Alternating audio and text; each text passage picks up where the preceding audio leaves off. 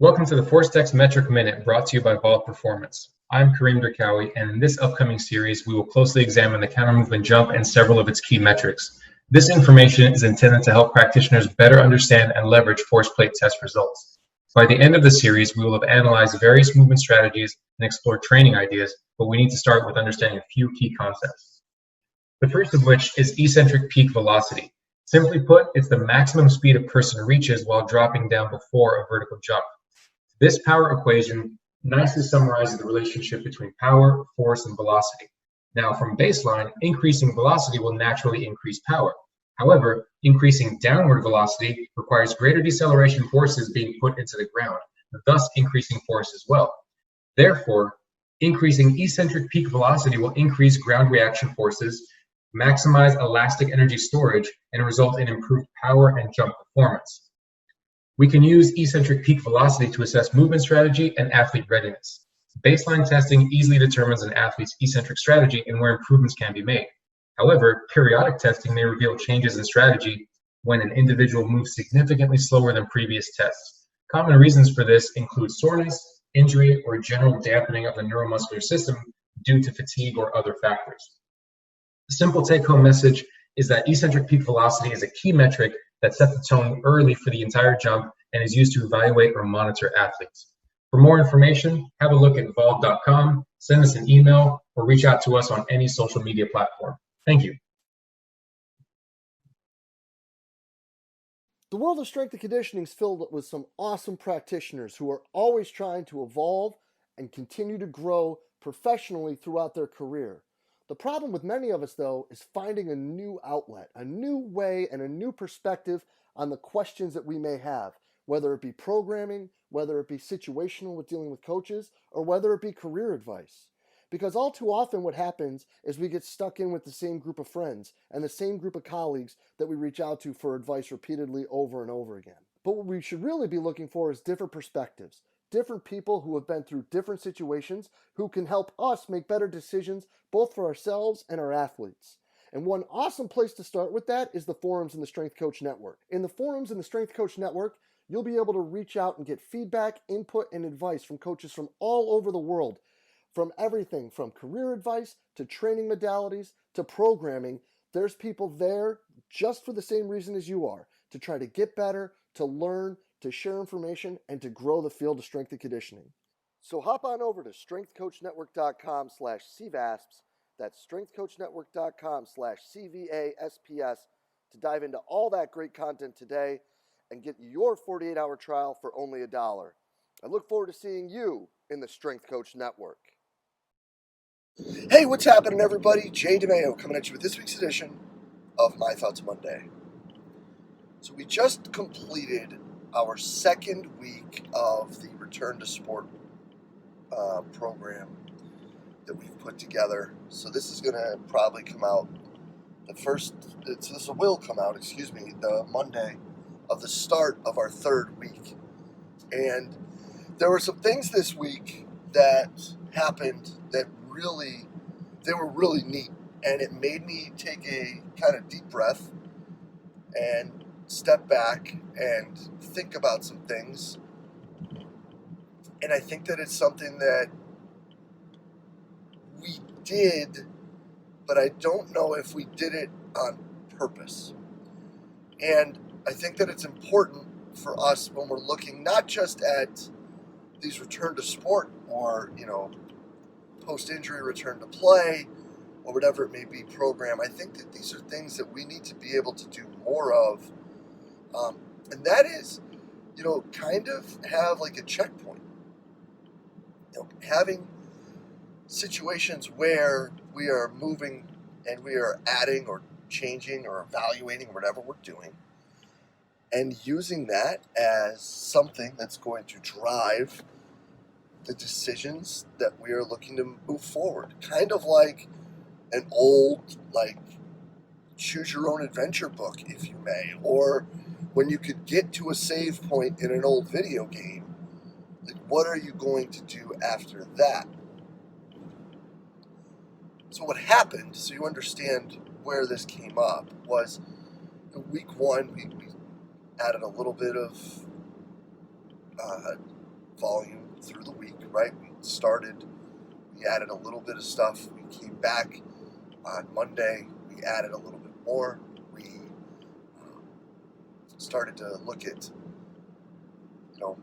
trying to get kids up to greater speeds, trying to increase the volume a little bit on the conditioning.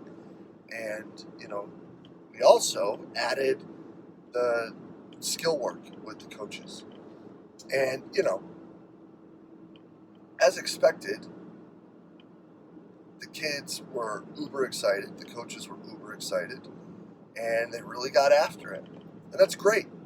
It's great. It's exactly what we expected would happen. We have been talking about this, whether it was Coaches vs. COVID, free VASPs, any of the Instagram lives we've done. This is what we expected.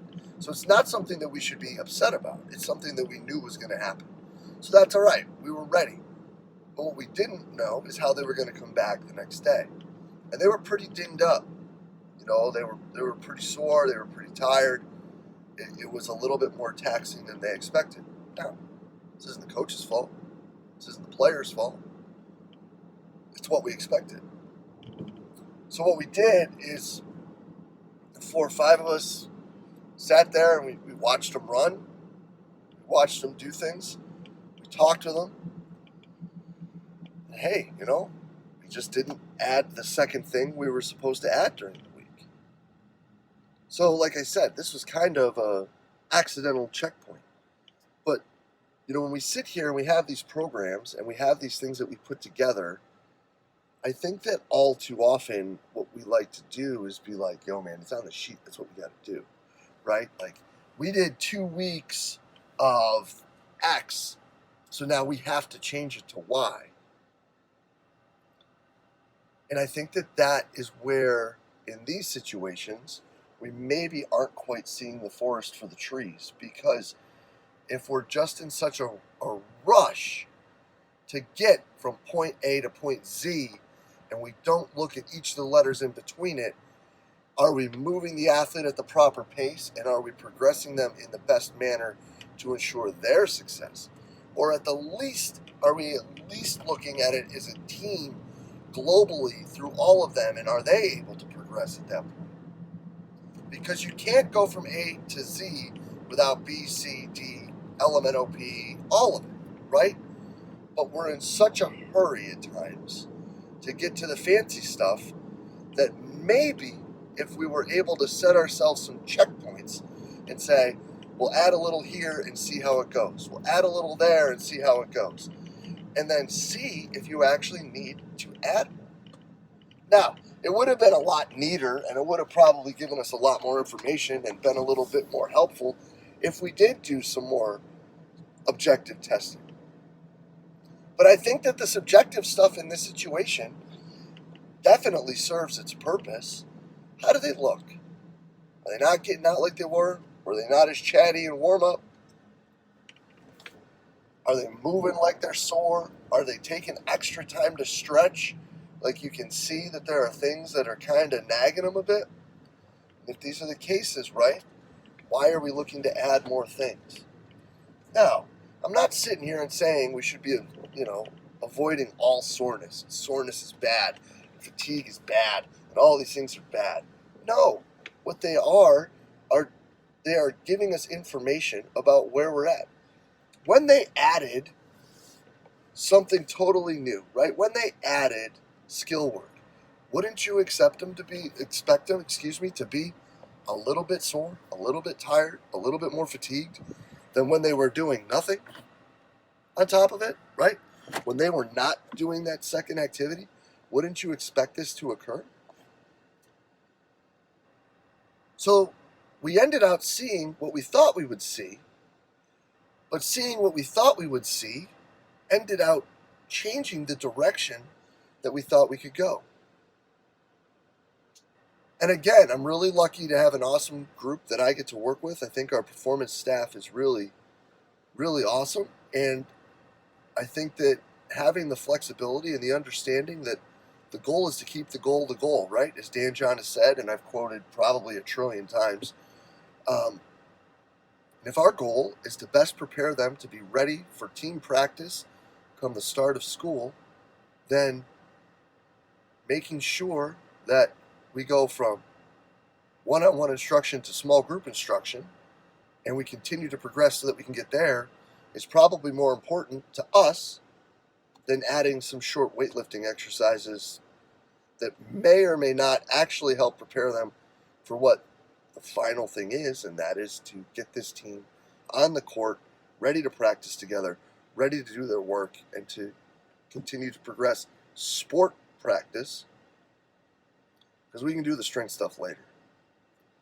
But would love to hear if any of y'all are doing this, or some thoughts you have on this. Like, what are your checkpoints?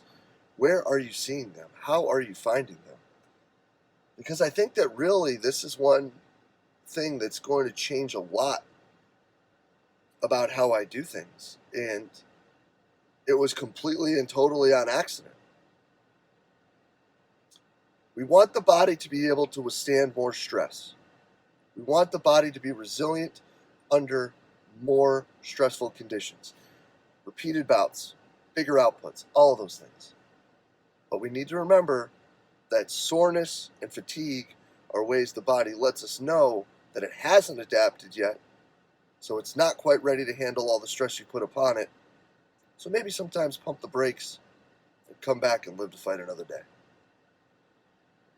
But again, would love to hear your input, thoughts, theories, what you're doing, what you're seeing, and how you're building these things. And if there are any specific checkpoints that you're utilizing, because I think that this could be a point in time where we're all able to look back, hopefully, because we all have a season, and we all have done these things different, and we say, hey, this worked, that didn't work. What's it going to change for you moving forward? So, would love to hear it, and as always, truly appreciate everything y'all do for us here at Central Virginia Sport Performance.